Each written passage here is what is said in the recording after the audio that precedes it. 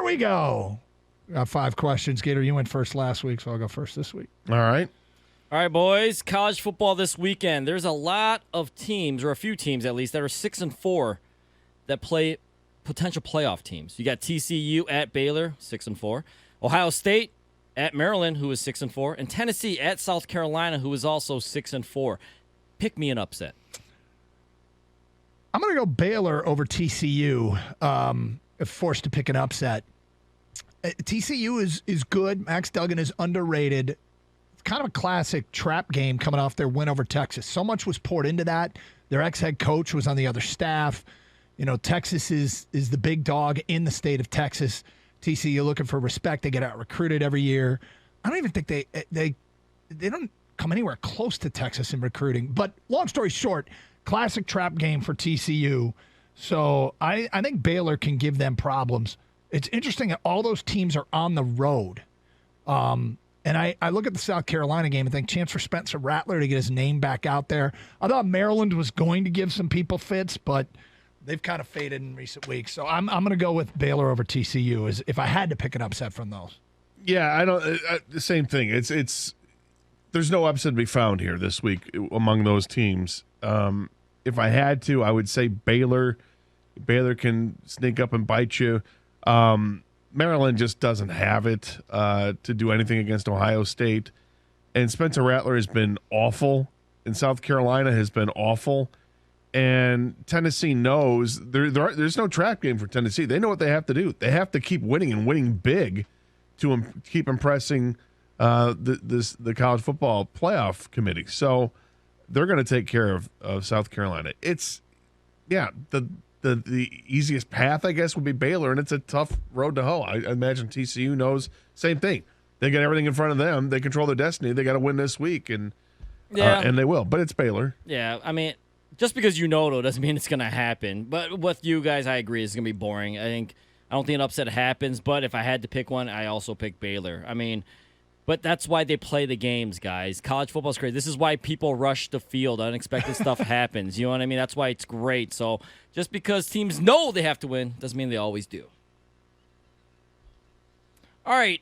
We got Michigan and Ohio State in a couple weeks, and it's considered by a lot of people an elimination game. The loser has no shot to playoff. If so, why wasn't Tennessee versus Georgia an elimination game? Well, I think it's pretty simple. It's strength of schedule. Michigan hasn't played anybody. Ohio State hasn't really played anybody up until what'll happen next week. They both have played Penn State, and that's one. Outside of that, Michigan hasn't really played anyone. Ohio State can say that they beat Notre Dame to start the season. Notre Dame is a top 20 team right now, but when they played them, Notre Dame was terrible.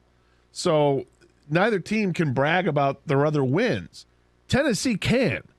Tennessee won at Pitt when Pitt was ranked 17th. They beat Florida when Florida was ranked 20th. They beat LSU at LSU, and LSU is now the SEC West champ. They beat Alabama.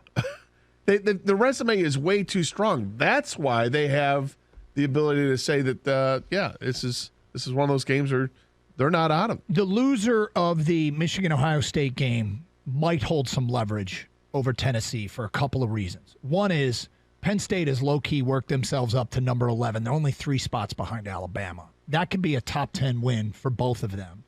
The other thing is the committees in the past have sent a message loud and clear. Don't get blown out. That Tennessee-Georgia game was a blowout in disguise. Tennessee got a late touchdown to make it look a little bit closer. If Tennessee or the loser of Michigan-Ohio State is battling over the 4 spot, the committee has also in the past sent a message that they don't need a rematch. And Tennessee-Georgia would be a rematch.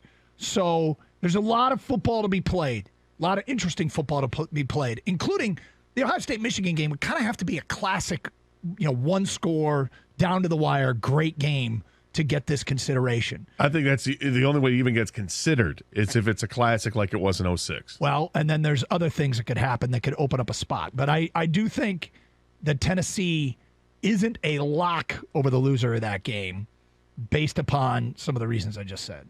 I kind of agree with you, Doug. I just don't think it's a lock like people think it is. I think that it's an outside shot, if any, but I don't think it's a lock. I think a couple of reasons why. You mentioned the schedule that Tennessee's played Gator. Also, the timing of the game. It's like recency bias. If a team just loses, a lot of times people don't want to see that team try to play for the playoffs. Because if Penn State might end up in the top 10 when it's all said and done, and that's a quality win by Michigan or Ohio State. But I just found it interesting. I wanted to get you guys' opinion on that. But to your point, Georgia and Alabama, they played each other in the SEC championship, and they played each other in the national championship final. I'm not saying this Georgia versus Tennessee shouldn't be an elimination game. I'm asking, why is Michigan Ohio State considered an elimination game, really?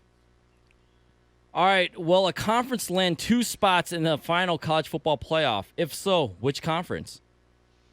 So it's funny. I went to the All-State playoff predictor today and went through and they use the FBI, and you choose, okay, a one-loss Michigan team that doesn't go to the conference championship game, or a one-loss Ohio State team that doesn't go to the conference championship game. Start thinking about, all right, what do I think is going to happen? I think Michigan's going to beat Ohio State in Columbus. The All-State playoff predictor, a one-loss Ohio State team that doesn't go to the conference championship game still holds a 73% chance of making the playoff. And it's not just because Ohio State, I think it's that other teams have so much work to do. Like, it's not a given that USC has a punch-button road to the playoff. One more loss, and they're out because their defense is so bad, and they have to play UCLA and Notre Dame. LSU has to go to Texas A&M and then face Georgia. TCU is at Baylor, Iowa State in a Big 12 title game. I think the reason that percentage is so high is because I think it's the percentage of all those teams losing a game. Somebody's going to lose in there. If not, 2 of those teams are going to lose in there that could create a path. Before I say my answer, is it at all possible that Ohio State, Michigan, Tennessee, and Georgia are the Final 4? I haven't looked at what would have to play out, but I mean, if TCU loses and USC loses and Georgia beats LSU, I mean, could we see 2 conferences with 2 teams? Yeah, that would be really interesting. It's going to be Tennessee, Georgia. But I like your answer, though, Gator. Kind of, get another team in there. I wouldn't mind seeing that. All right, the feel-good story of the year so far has been in Columbus. Receiver Cameron Babb, a former top 100 recruit. This is his 5th year at Ohio State. Last week he scored his first touchdown, got on his knees, was very emotional. Everyone was cheering for him. He's been voted a team captain twice. He tore his ACL 4 times, but he came back. 4 ACL tears, guys. Just your thoughts on this story. I got to tell you, I was watching the Ohio State game last week when he scored, and to see the outpouring of emotion from his team and from the crowd, it was awesome. They mobbed him in the end zone when he scored. They carried brought him over to the sidelines, but he didn't get to like the sideline to the 35-yard line, the 40-yard line. He was at like the 10. They couldn't even get him up the field behind the bench area because everybody wanted to celebrate with him right then and there. Each individual player went over and hugged him. It was an awesome scene, and it's all these stories when they happen, when somebody suffers through great hardships, through injuries in their career, and they come back and are able to do something. It's awesome. It reminded me of Amp Campbell, 98 for Michigan State. Early in the season, they played at Oregon, and he gets hurt, fractures a couple of vertebrae in his neck. Out the rest of the year, talks to Nick Saban, asks Nick Saban if he can please let me return. Nick said, yeah, I want you to get your degree, but you can play. He got his degree. He played. He was able to come back a year later against Oregon at Michigan State and ended up returning a fumble for a touchdown. It brought everybody to tears. It was an amazing scene, and same thing at Ohio State. We have seen guys tear their ACL twice, and it's always the tears are flowing. Everybody feels awful for them. I don't remember seeing someone tear an ACL for a 3rd time. Off the top of my head, I can't think of it. I'm sure there's cases out there. Have you ever even heard of 4 ACL tears? I have not. He hit the over in ACL tears. Right?